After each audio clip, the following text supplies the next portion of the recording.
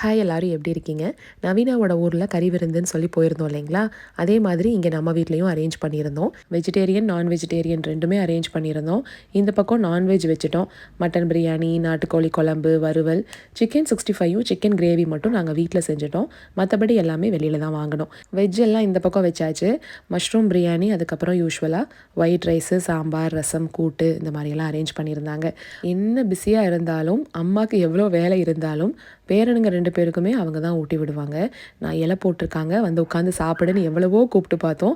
நம்ம முகில் சார் வரவே மாட்டேன்ட்டாரு. அமைச்சி தான் ஊட்டி விடணும் அப்படின்னு உட்காந்துட்டான். நம்ம எழில் குட்டி இப்போ தான் கொஞ்சம் கொஞ்சம் பேச ஆரம்பிக்கிறாரு. வேண்டாம் அப்படின்னு அவருக்கு சொல்ல வராது.